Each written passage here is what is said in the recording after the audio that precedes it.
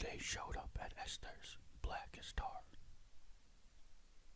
"Where's Kent?" she asked, holding her robe closed at her throat. "We buried him," Scott said, moving past her into the kitchen. She put a hand over her mouth, and as Scott told her what they'd found, she slumped against the door, looking outside. An owl flew past in the floodlights. She thought of calling Kirksey, but decided to wait until morning.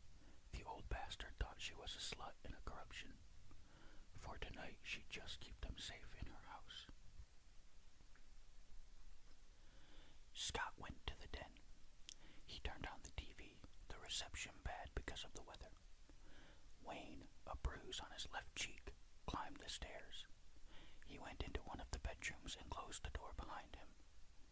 It was chilly in the room, and he noticed pictures of people on the wall, children, and a tall man and a younger woman he took to be Esther. She'd been pretty then. He stood, tripping on the floor, looking into her black and white face, searching for signs of the woman he knew now. Soon the door opened behind him, and she came in. And though he still wore his filthy, wet clothes, she steered him to the bed and guided him down onto it. She unbuckled his belt, removed his hunting knife, and stripped the belt off. She unbuttoned his shirt and rubbed her fingers across his chest, the hair just beginning to thicken there. She undid his pants and ran the zipper down its track. She worked him over his thighs, knees, and ankles and draped them across the back of a chair. She pulled off his boots and socks, pried a finger beneath the elastic of his underwear, felt that he'd already come. He looked at her face, his mouth opened. Esther touched his chin, the scratch of whiskers, his breath on her hand.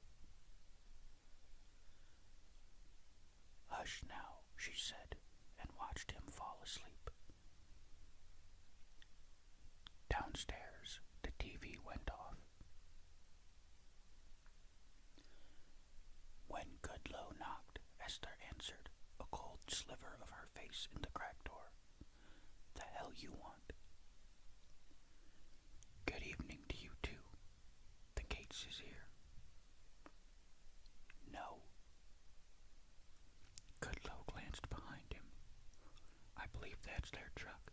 It's kinda hard to mistake, especially for us trained lawmen." She tried to close the door, but Goodloe had his foot in it. He glanced at the three deputies who stood importantly by the blazer. They dropped their cigarettes and crushed them out.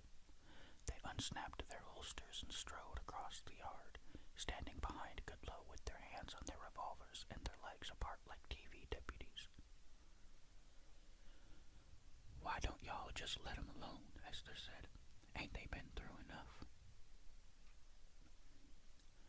"Tell 'em I'd like to see 'em," Goodloe said. "Tell 'em get their boots." "You just walk straight to hell, mister." Wayne appeared behind her, naked, lines from the bed linen on his face. "Whoa, Nellie," Goodloe said. "Boy, you look plumb terrible.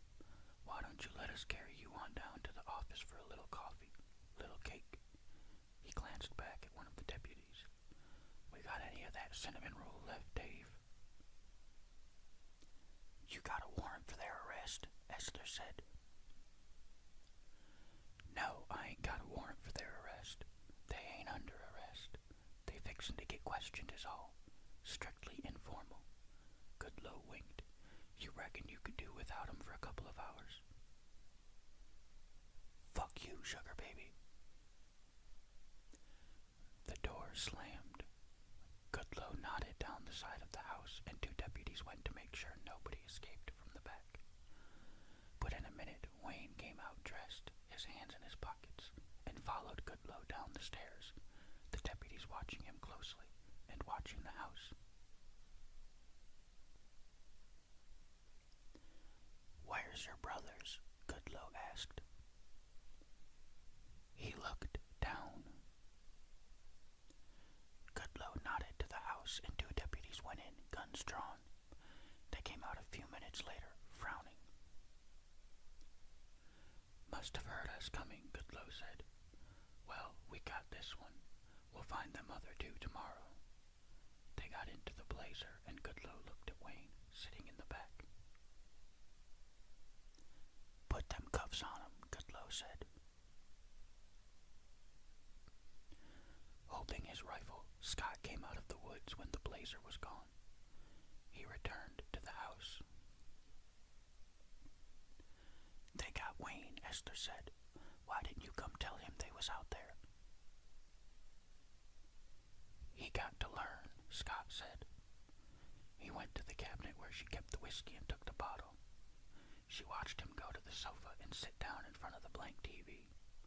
Soon she joined him, bringing glasses. He filled both, and when they emptied them, he filled them again. They spent the night like that, and at dawn they were drunk. Wearing her robe, Esther began clipping her fingernails, a cigarette smoking in the ashtray beside her. She'd forgotten about calling Kirksey. Scott was telling her about the biggest catfish they'd ever called up. 100 pounds, he swore, 150.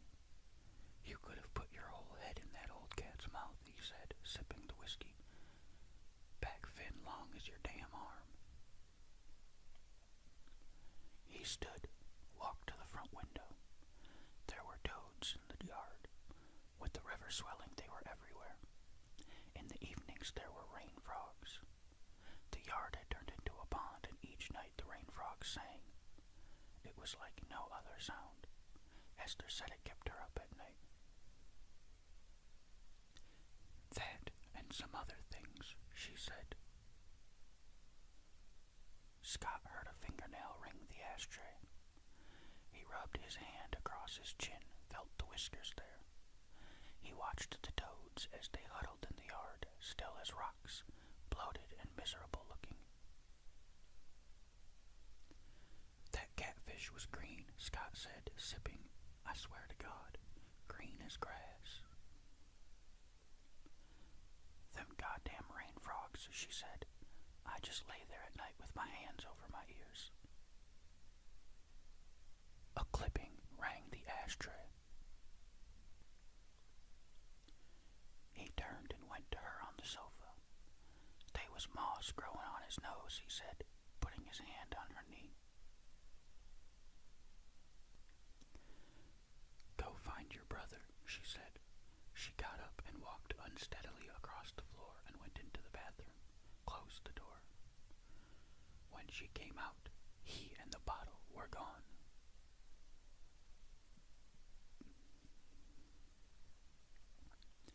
Without Kent, Scott felt free to do what he wanted, which was to drive very fast. He got the truck started and spun off, aiming for every mud hole he could. He shot past a house with a washing machine on the front porch, two thin black men skinning a hog hanging from a tree. One of the men waved with a knife. Drinking, Scott drove through the mountains of trash at the dump and turned the truck in circles, kicking up muddy rooster tails. He swerved past the Negro church and the graveyard where a group of blacks huddled, 4 warbling poles over an open grave, the wind tearing the preacher's hat out of his hands and a woman's umbrella reversing suddenly. When he tired of driving, he left the truck in their hiding place and, using trees for balance, stumbled down the hill to their boat. He carried Kent's rifle, which he'd always admired. On the river, he fired up the outboard and accelerated, the boat prow lifting and leveling out, the buzz of the motor rising in the trees. The water was nearly orange from mud, the cypress knees nothing but knobs and tips because of the floods. Nearing the old train trestle, he cut the motor and coasted to a stop. He sat listening to the rain, to the distant barking of a dog, half a mile away. Chasing something, maybe a deer. As the dog charged through the woods, Scott closed his eyes and imagined the terrain, marking where he thought the dog was now and where he thought it was now. Then the barking stopped, suddenly, as if the dog had run smack into a tree. Scott clicked edge of the river, the rifle across his knees. He scanned the banks, and when the rain started to fall harder, he accelerated toward the trestle. From beneath the cross ties, he smelled creosote and watched the rain as it stirred the river. He looked into the gray trees and thought he would drive into town later, see about getting Wayne. Kent had never wanted to go to Grove Hill. Their father had warned them of the police, of jail. Scott picked up one of the catfish from the night before. It was stiff as if carved out of wood. He stared at it, watching the green blowflies hover above his fist, then threw it over into the cattails along the bank. The telephone rig lay under the seat. He lifted the chains quietly, considering what giant catfish might be passing beneath the boat this very second, a thing as large as a man's thigh with eyes the size of ripe plums and skin the color of mud. Catfish, their father had taught them, have long whiskers that make them the only fish you can call. Kirksey had told Scott and his brothers that if a game warden caught you telephoning, all you needed to do was dump your rig overboard. But, Kirksey warned, Frank David would handcuff you and swim around the bottom of the river until he found your rig. Scott spat a stream of tobacco into the brown water. Minnows appeared and began to investigate, nibbling at the dark yolk of spit as it elongated and dissolved. With his rifle's safety off, he lowered the chains into the water, a good distance apart. He checked the connections, the battery, the telephone. He lifted the phone and began to dial. "Hello," he whispered, the thing his father had always said, grinning in the dark. The wind picked up a bit. He heard it rattling in the trees, and he dialed faster. Had just seen the first silver body bob to the surface when something landed with a clatter in his boat. He glanced over. A bundle of dynamite, sparks shooting off the end, fuse already gone. He looked above him, the trestle, but nobody was there. He moved to grab the dynamite, but his cheeks ballooned with hot red wind and his hands caught fire. When the smoke cleared and the water stopped boiling, silver bodies began to bob to the surface. Largemouth bass, bream, gar, suckers, white perch, pollywogs, catfish. Some only stunned, but others dead, in pieces, pink fruit-like things, the water blooming darkly with mud. Kirksey's telephone rang for the second time in one day, a rarity that proved what his wife had always said. Bad news came over the phone. The first call had been Esther, telling him of Kent's death, Wayne's arrest, Scott's disappearance. This time Kirksey heard Goodlow's voice telling him that somebody, or maybe a couple of somebodies, had been blown up out on the trestle. "Scott," Kirksey said, sitting. He arrived at the trestle, and with his cane hobbled over the uneven tracks. Goodlow's deputies and 3 ambulance drivers in rubber gloves and waiters were scraping pieces off the cross ties with spoons, dropping the parts in Ziploc bags. The boat, 2 flattened shreds of aluminum, lay on the bank. In the water, minnows darted about, nibbling. "Christ," Kirksey said. He brought a handkerchief to his lips. Then he went to where Goodlow stood on the bank, writing in his notebook. "What do you aim to do about this?" Kirksey demanded. "Try to figure out who it was first." "You know goddamn well who it was." "I expect it's either Kent or Scott Gates." "It's Scott," Kirksey said. "How do you know that?" Kirksey told him that Kent was dead. "I ain't seen the body," Goodlow said. Kirksey's blood pressure was going up. "Fuck, sugar baby, are you one bit aware what's going on here?" "Fishing accident," Goodlow said. His bait exploded. From the bank, a deputy called that he'd found most of a boot. Foot still in it, he said, holding it up by the lace. Tag it, Goodloe said, writing something down. Keep looking. Kirksey poked Goodloe in the shoulder with his cane. You really think Scott'd blow himself up? Goodloe looked at his shoulder, the muddy cane print, then at the storekeeper. Not on purpose, I don't.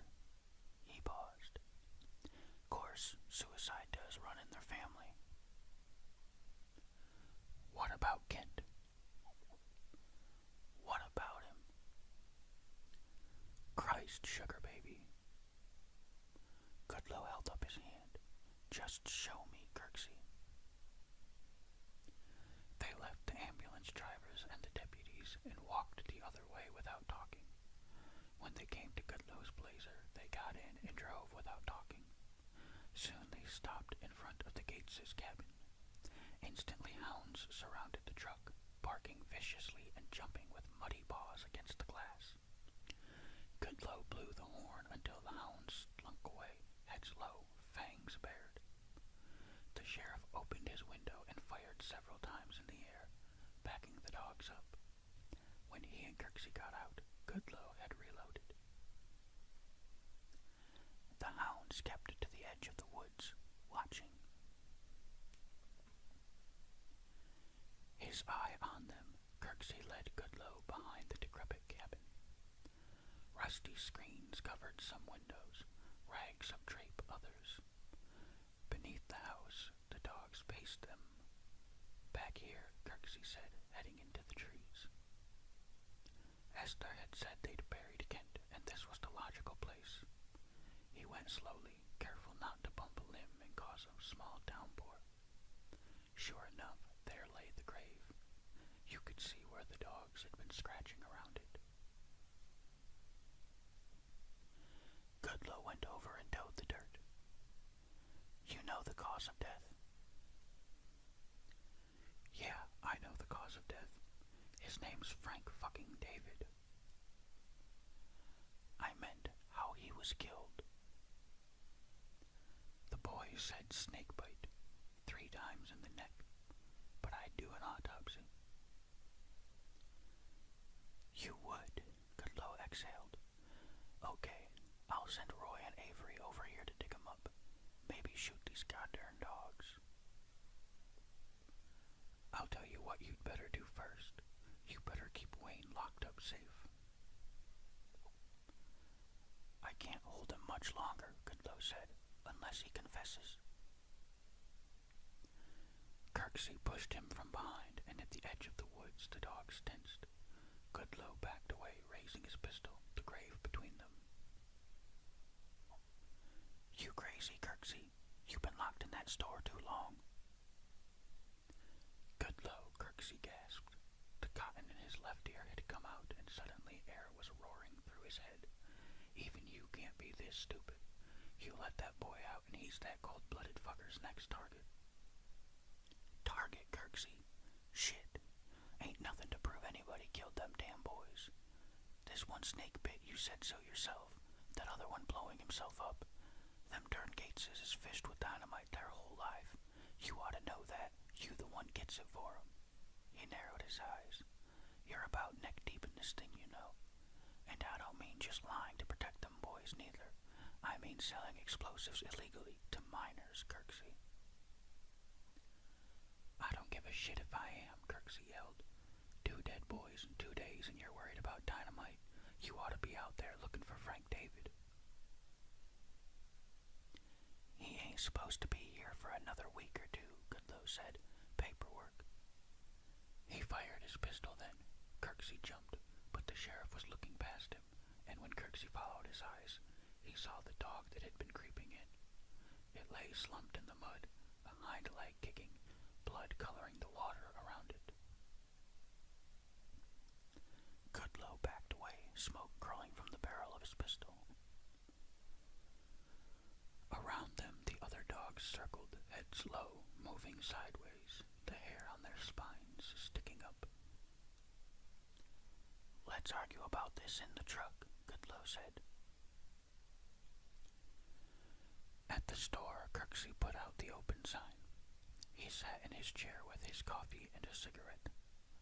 He'd read the same page 3 times when it occurred to him to phone Montgomery and get Frank David's office on the line. It took a few calls, but he soon got the number and dialed.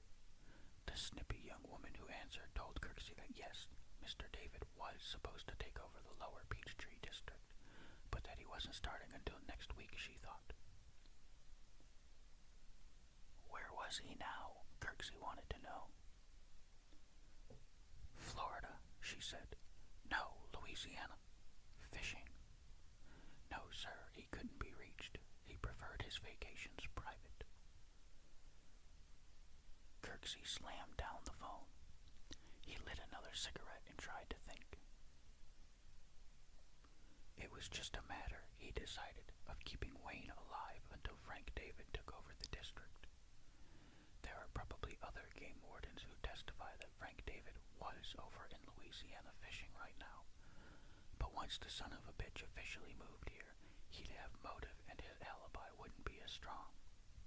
If Wayne turned up dead, Frank David would be the chief suspect.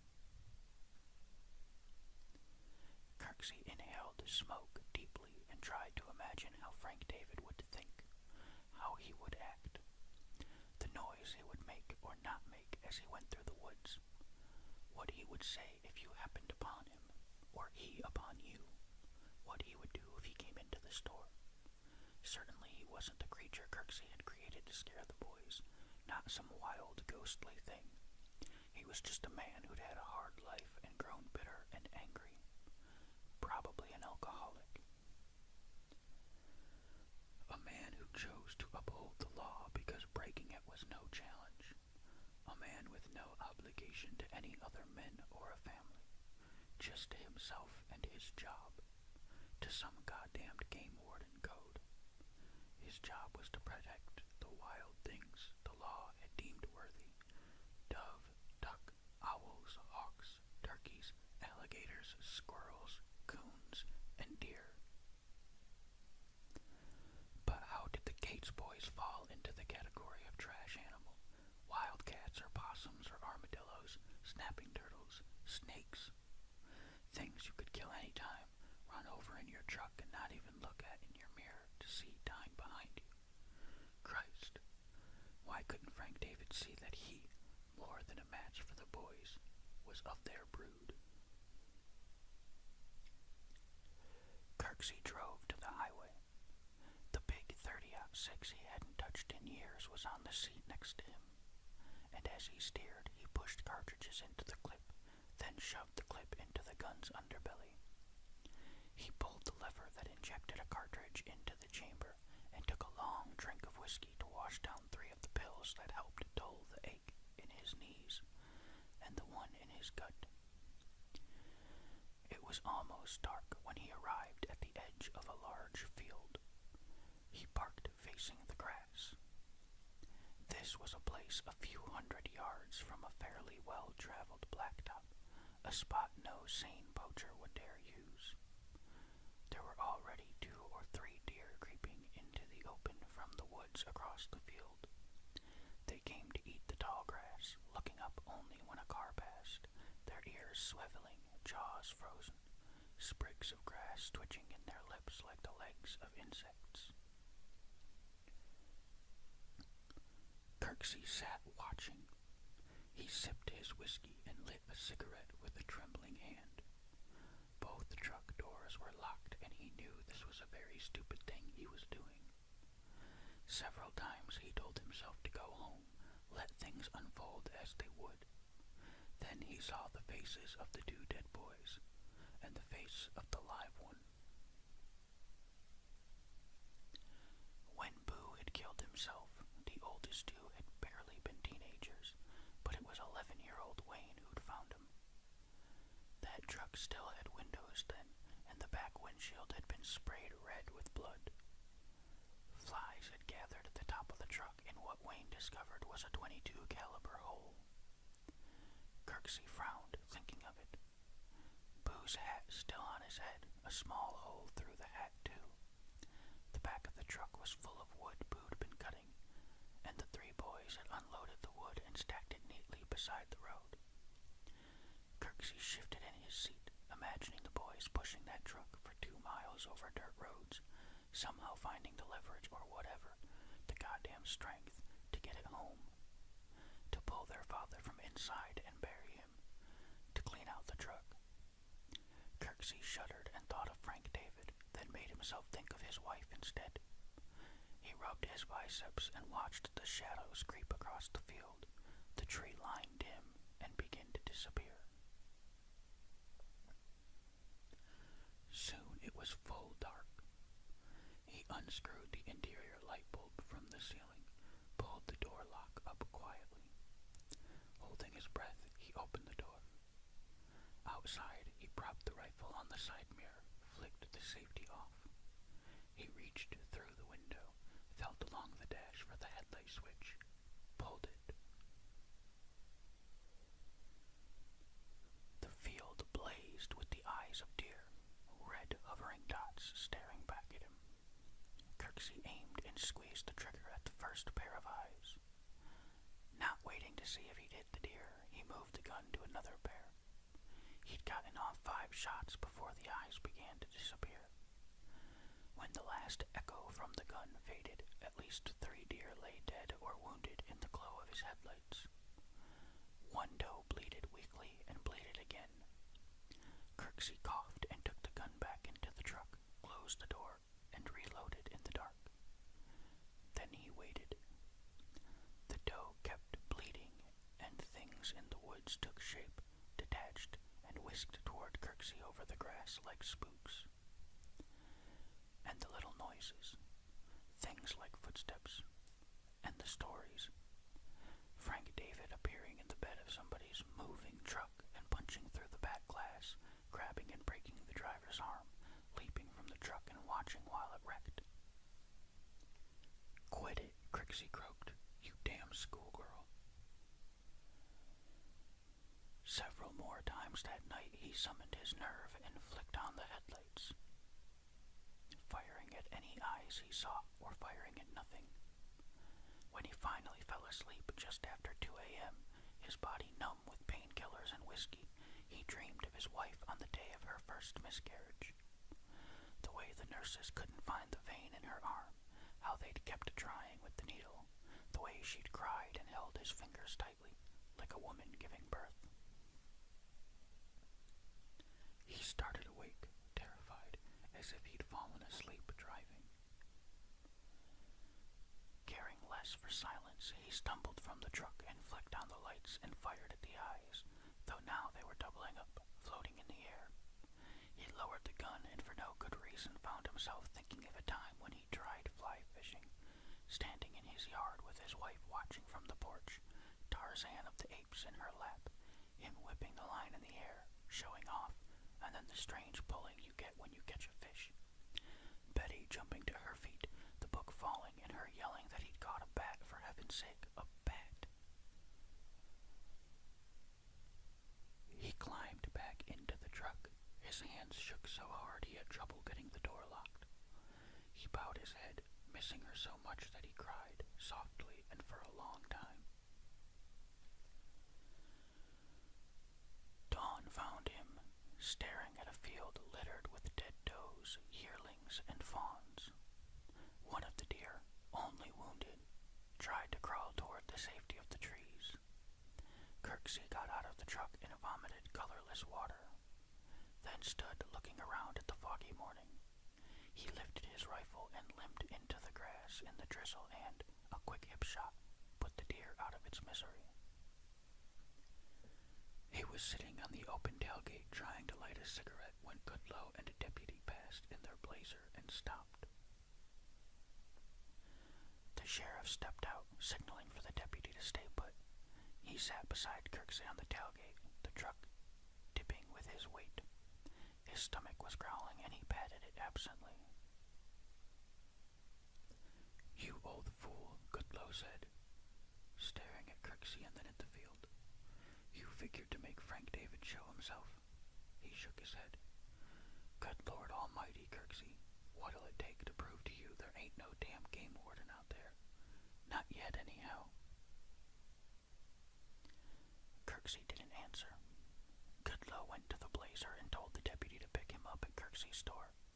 Then he helped the old man into the passenger seat and went around and got in the driver's side. He took the rifle and unloaded it, put its clip in his pocket. We'll talk about them deer later, he said. Now I'd better get you back. They'd gone a silent mile when Kirksey said, Would you mind running me by Esther's? Goodloe shrugged and turned that way. His stomach made a strangling noise. The rain and wind were picking up, rocking the truck. The sheriff took a bottle of whiskey from his pocket. Medicinal, he said, handing the bottle to Kirksey. It's just been 2 freak accidents is all, Kirksey. I've seen some strange shit, a lot stranger than this. Them Gateses is just an unlucky bunch. Period. I ain't one to go believing in curses, but I swear to God if they ain't downright snake-bit. Soon Goodloe had parked in front of Esther's and they sat waiting for the rain to slack. Kirksey rubbed his knees and looked out the windows where the trees were half submerged in the rising flood waters. They say old Esther has her a root cellar, Goodloe said, taking a sip. Shit, I expect it's full of water this time of year. She's probably got cottonmouths wrapped around her plumbing. He shuddered and offered the bottle. Kirksey took it and sipped. He gave it back and Goodloe took it and drank, then drank again. Lord, if that don't hit the spot. When I was in the service, Goodloe went on, over in Thailand, they had them little bitty snakes, them banded crates. Poisonous cobras, what they told us. Used to hide up under the commode lid. Every time you took a shit, you had to lift up the lid, see was one there. He drank.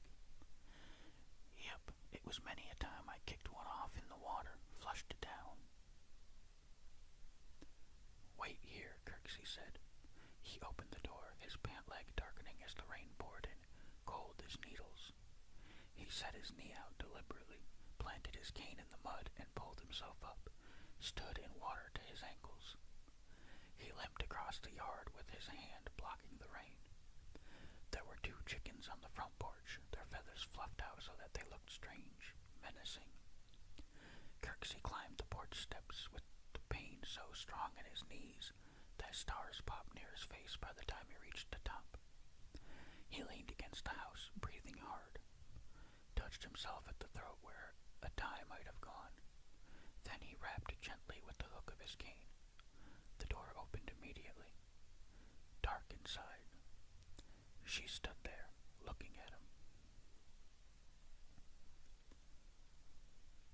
How come you don't ever stop by the store anymore? He asked. She folded her arms. Scott's dead, he said. I heard, Esther said, and I'm leaving. Fuck this place and every one of you. She closed the door, and Kirksey would never see her again. At the store, Goodloe nodded for the deputy to stay in the Blazer. Then he took Kirksey by the elbow and helped him up the steps.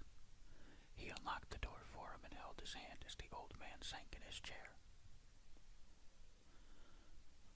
Want those boots off? Goodloe asked, spreading a blanket over Kirksey's lap.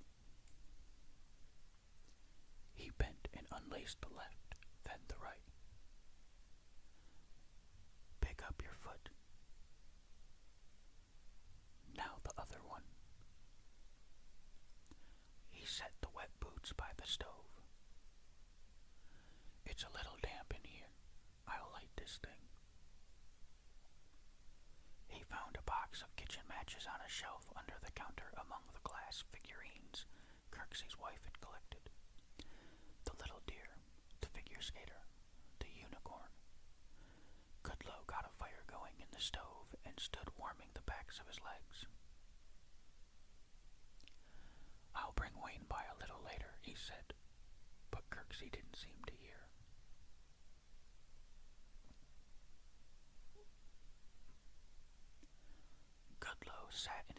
was with his feet on the desk, rolling a cartridge between his fingers. Despite himself, he was beginning to think Kirksey might be right. Maybe Frank David was out there on the prowl. He stood, put on his pistol belt, and walked to the back, pushed open the swinging door, and had Roy buzz him through. So far, he'd had zero luck getting anything out of Wayne. The boy just sat in his cell wrapped in a blanket, not talking to anybody. Goodloe had told them about his brother's death, and he'd seen no emotion cross the boy's face. Goodloe figured that it wasn't this youngest one who'd killed that game warden. It had probably been the others. He knew that this boy wasn't carrying a full cylinder, the way he never talked, but he had most likely been a witness. He'd been considering calling in the state psychologist from the Searcy Mental Hospital to give the boy an evaluation. "Come on," Goodloe said, stopping by Wayne's cell. "I'm fixing to put your talent to some good use." He kept the boy cuffed as the deputy drove them toward the trestle. "Turn your head, Dave," Goodloe said, handing Wayne a pint of Old Crow. The boy took it in both hands and unscrewed the lid, began to drink too fast. "Slow down there, partner," Goodloe said, taking back the bottle. "You need to be alert." Soon they stood near the trestle, gazing at the flat shapes of the boat on the bank. Wayne knelt and examined the ground. The deputy came up and started to say something, but Goodloe motioned for quiet. "Just like a goddamn bloodhound," he whispered. "Maybe I ought to give him your job." "Reckon what he's after?" the deputy asked. Wayne scrabbled up the trestle, and the two men followed. The boy walked slowly over the rails, examining the spaces between the cross ties. He stopped, bent down, and peered at something. Picked it up. "What you got there, boy?" Goodloe called, going and squatting beside him. He took a sip of Old Crow. When Wayne hit him, two-handed, the bottle flew one way and Goodloe the other. Both landed in the river. Goodloe, with his hand clapped to his head to keep his hat on.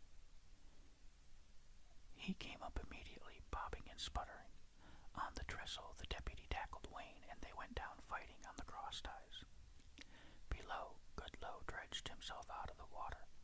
He came ashore dripping and tugged his pistol from its holster. He held it up so that a thin trickle of orange water fell. He took off his hat and looked up to see the deputy disappear belly first into the face of the river. Wayne ran down the track toward the swamp. The deputy came boiling ashore. He had his own pistol drawn and was looking around vengefully. Goodloe climbed the trestle in time to see Wayne disappear into the woods. The sheriff chased him for a while, ducking limbs and vines, but stopped, breathing hard. The deputy passed him.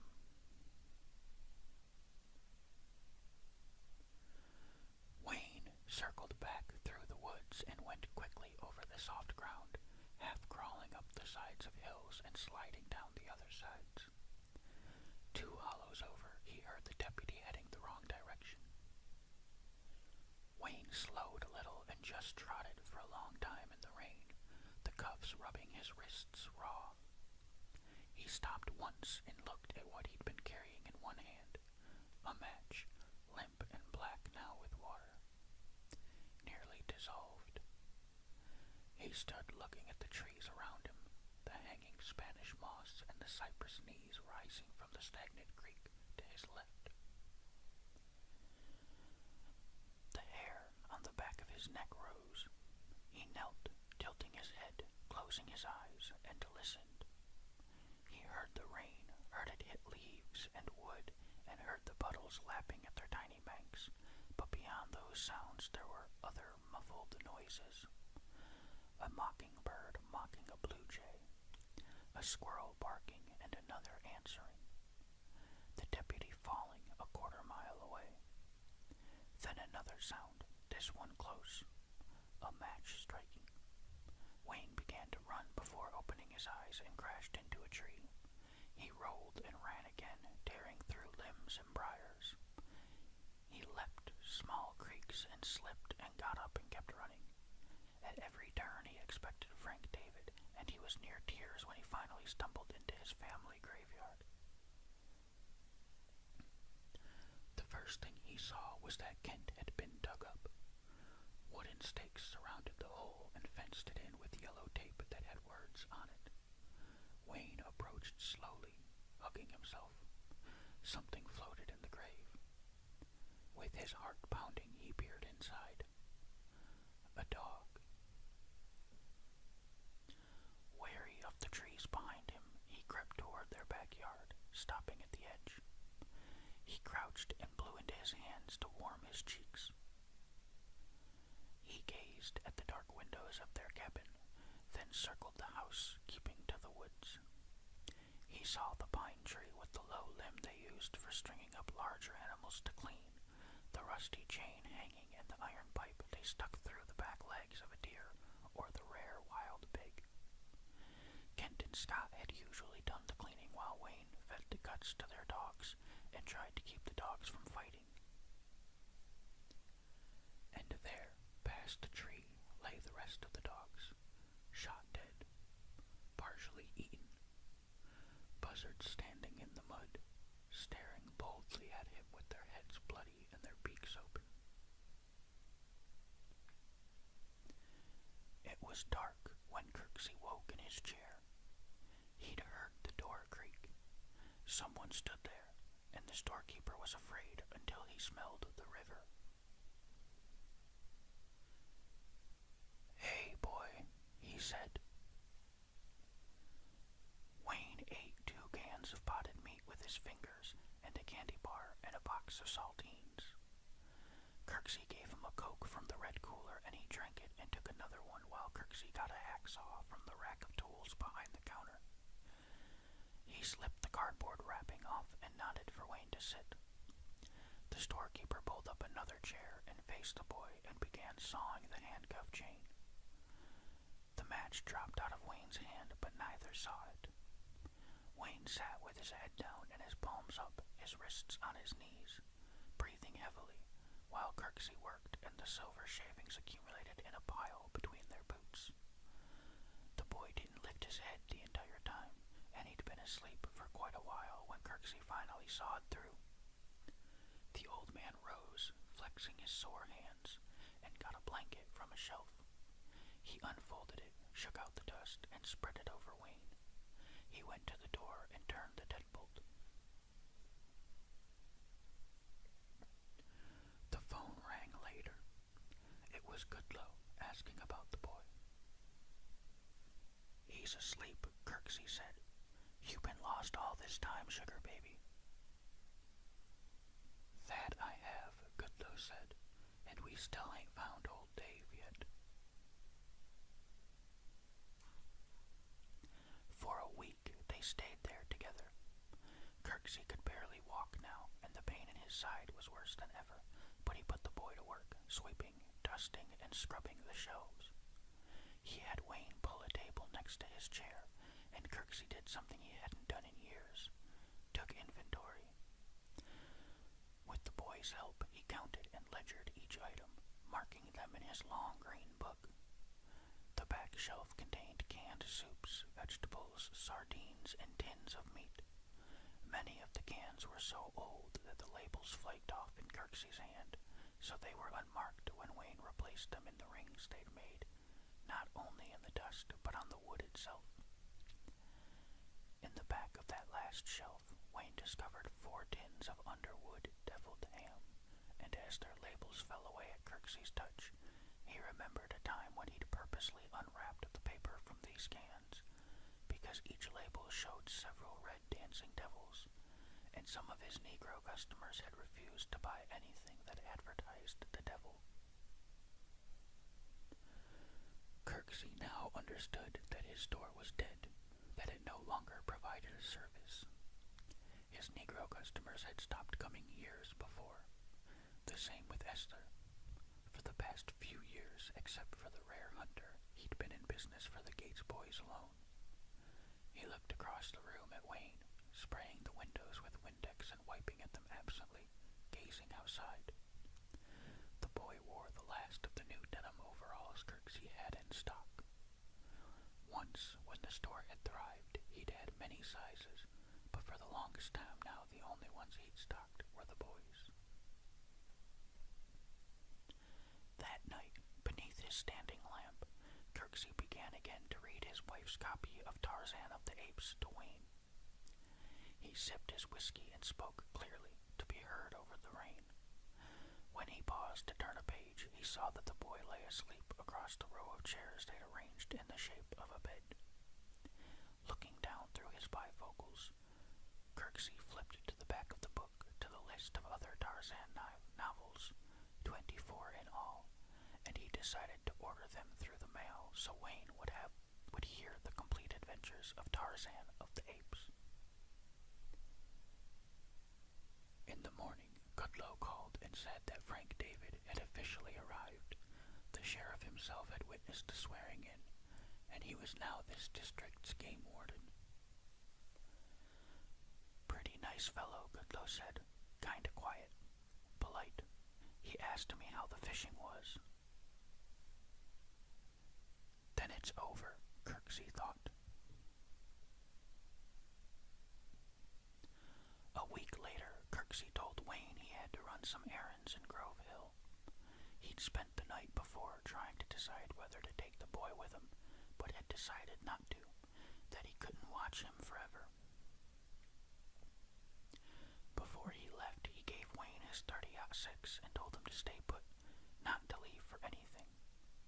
For himself, Kirksey took an old .22 bolt-action and placed it in the back window rack of his truck. He waved to Wayne and drove off. He thought that if the boy wanted to run away, it was his own choice. Kirksey owed him the chance, at least. At the doctor's office, the young surgeon frowned and removed his glasses when he told Kirksey that the cancer was advancing, that he'd need to check into the hospital and mobile immediately. It was way past time. Just look at your color, the surgeon said. Kirksey stood, thanked the man, put on his hat, and limped outside.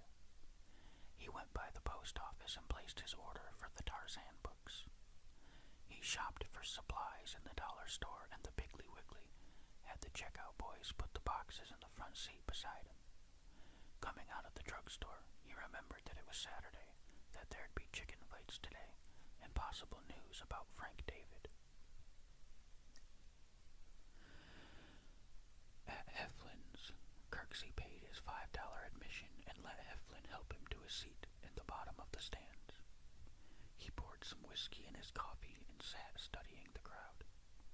Nobody had mentioned Frank David, but a few old-timers had offered their sympathies on the deaths of Kent and Scott. Down in the pit, the Cajuns were back, and during the 8th match, one of the Louisiana Whites versus a local Red, the tall, bald Cajun stooping and circling the tangled birds and licking his lips as his rooster swarmed the other and hooked it. The barn smoky and dark, rain splattering the tin roof. The doors swung open.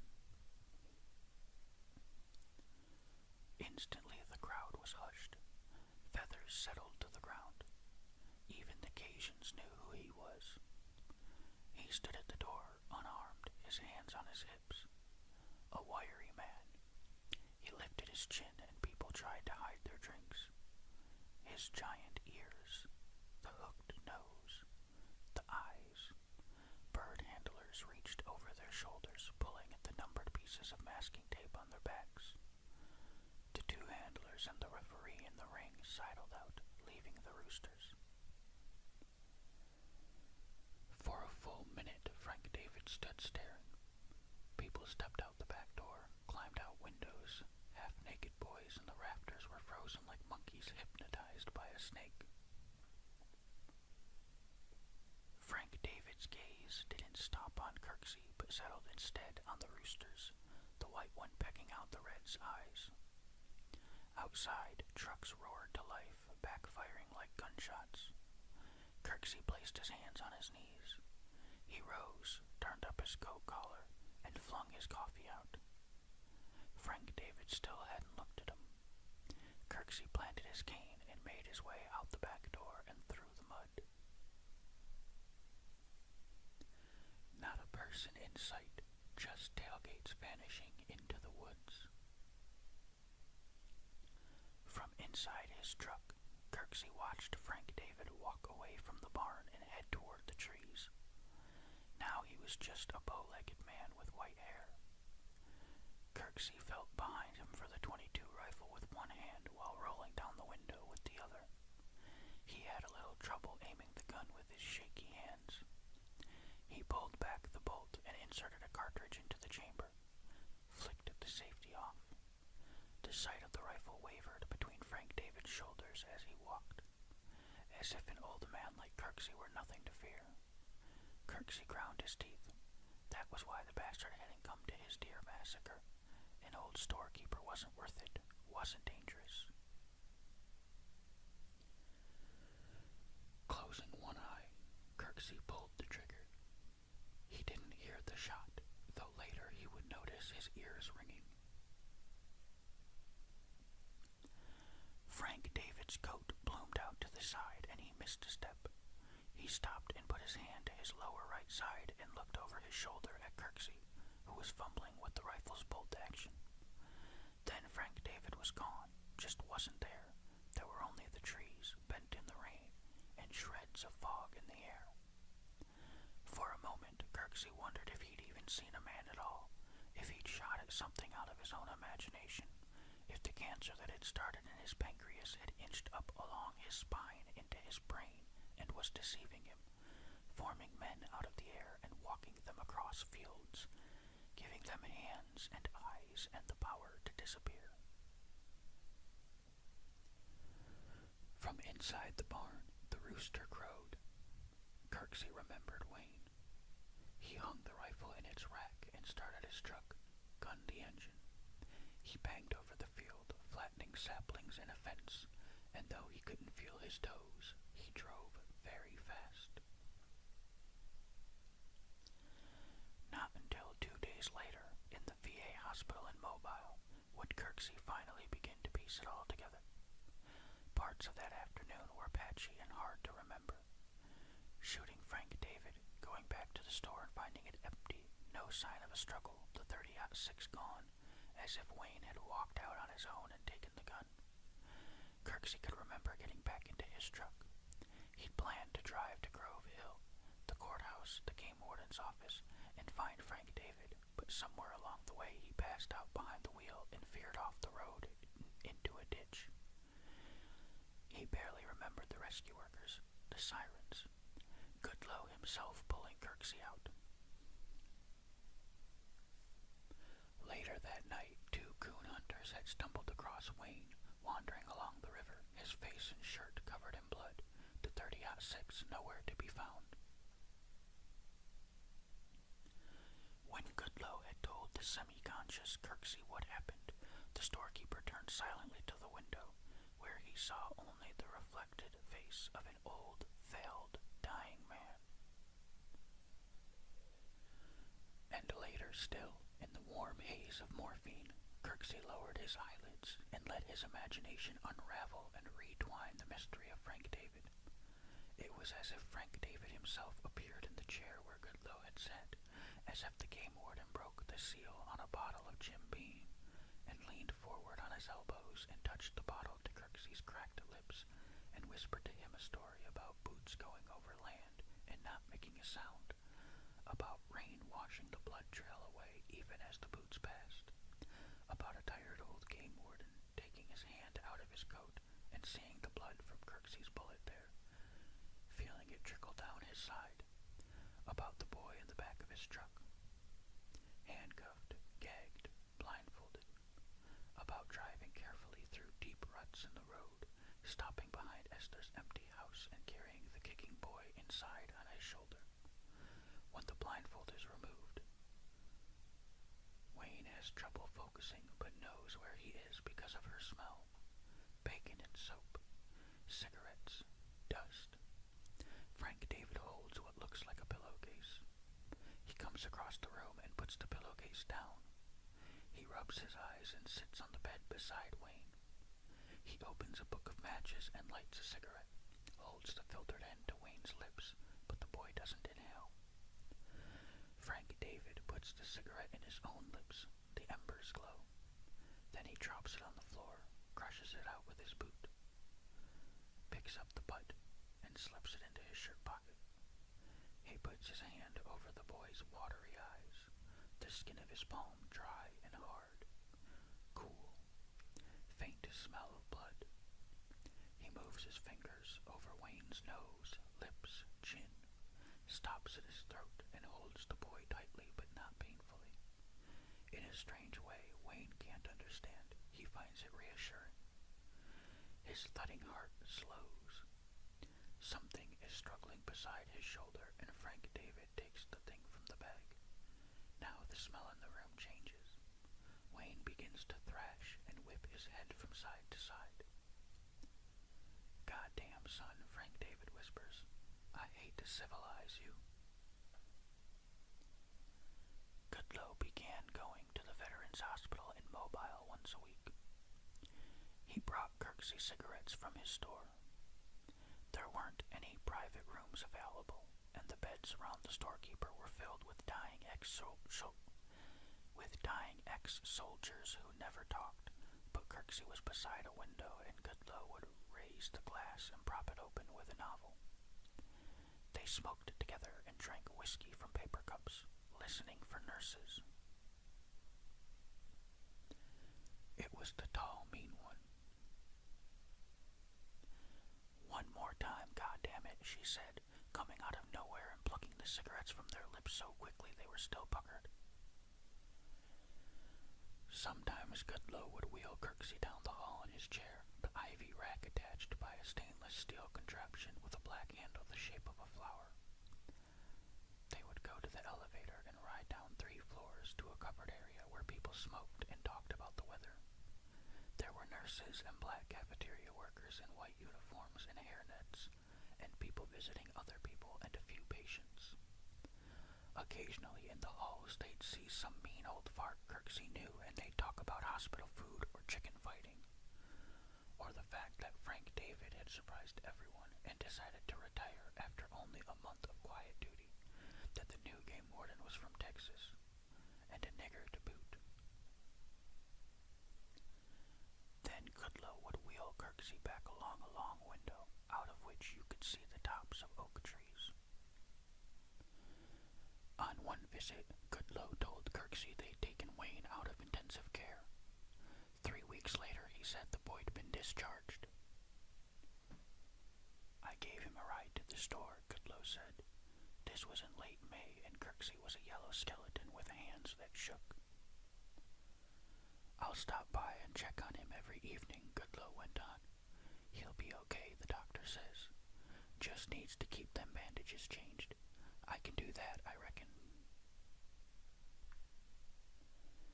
They were quiet then, for a time, just the coughs of the dying men and the soft swishing of nurses' thighs and the hum of IV machines.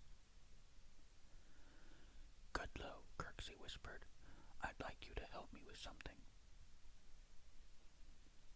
Goodlow leaned in to hear, an unlit cigarette behind his ear like a pencil. Kirksey's tongue was white and cracked, his breath awful. "I'd like to change my will," he said. "Make the boy beneficiary." "All right," Goodlow said.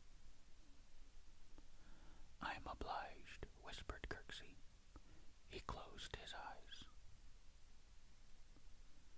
Near the end he was delirious. He said he saw a little black creature at the foot of his bed, said it had him by the toe. In surprising fits of strength he would throw his water pitcher at it, or his box of tissues, or the TV guide. Restraints were called for. His coma was a relief to everyone, and he died quietly in the night. In Kirksey's chair in the store, Wayne didn't seem to hear Goodlow's questions. The sheriff had done some looking in the Grove Hill Library. Research was the modern word, and discovered that one species of cobra spat such snakes in southern Alabama. Anyway, the hospital lab had confirmed that it was the venom of a cottonmouth that had blinded Wayne. The question, of course, was who had put the venom in his eyes. Goodloe shuddered to think of it, how they'd found Wayne staggering about, howling in pain, bleeding from his tear ducts, the skin around his eye sockets dissolving, exposing the white ridges of his skull. In the investigation, several local blacks, including Euphrates Morissette, stated to Goodloe that the youngest Gates boy and his two dead brothers had molested Euphrates' stepdaughter in her own house. There was a rumor that several black men dressed in white sheets with pillowcases for hoods had caught and punished Wayne as he lurked along the river, peeping in folks' windows, not doing unwholesome things to himself. Others suggested that the conjure woman had cast a spell on the Gateses, that she'd summoned a swamp demon to chase them to hell, and still others attributed the happenings to Frank David. There were a few occurrences of violence between some of the local whites and the blacks, some fires, a broken jaw, but soon it died down, and Goodloe filed the deaths of Kent and Scott Gates as accidental. But he listed Wayne's blinding as unsolved. The snake venom had bleached his pupils white, and the skin around his eye sockets had required grafts. The doctors had had to use skin from his buttocks, and because his buttocks were hairy, the skin around his eyes grew hair too. In the years to come, the loggers who clear-cut the land along the river would occasionally stop in the store, less from a need to buy something than from a cursed curiosity to see the hermit with the milky, hairy eyes. The store smelled horrible, like the inside of a bear's mouth, and dust lay thick and soft on the shelves. Because they'd come in, the loggers would feel obligated to buy something, but every item was moldy or stale beyond belief, except for the things in cans, which were all unlabeled so they never knew what they'd get. Nothing was marked as to price either, and the blind man wouldn't talk. He just sat by the stove. So the loggers paid more than what they thought a can was worth, leaving the money on the counter by the telephone, which hadn't been connected in years. When plumper, grayer Goodloe came by on the occasional evening, he'd take the bills and coins and put them in Kirksey's cash drawer. He was no longer sheriff, having lost several elections back to one of his deputies, Roy or Dave. Now he drove a Lance truck, his roots including the hospitals in the county.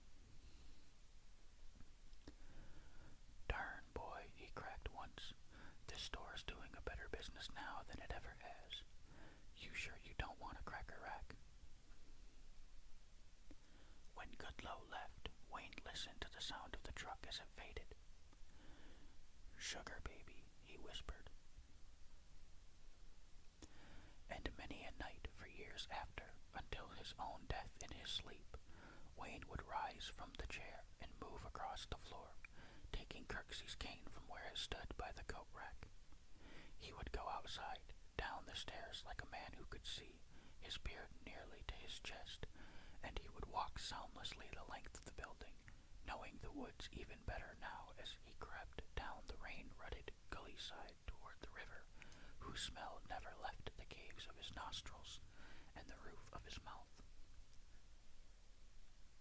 At the river bank, he would stop and sit with his back against a small pine, and lifting his white eyes to the sky, he would listen to the clicks and hum and thrattle of the woods, seeking out each noise at its source and imagining it, an acorn nodding, detaching, falling, its thin ricochet, and the way it settles into the leaves, a bullfrog's bubbling throat and the things it says, the soft movement of the river over rocks and around the bases of cattails and cypress knees and through the wet, hanging roots of trees, and then another sound familiar, the soft, precise footsteps of Frank David, downwind, not coming closer, not going away, circling, the striking of a match and the sizzle of ember and the fall of ash, a scent of smoke. A strange and terrifying comfort for the rest of Wayne Gates's life.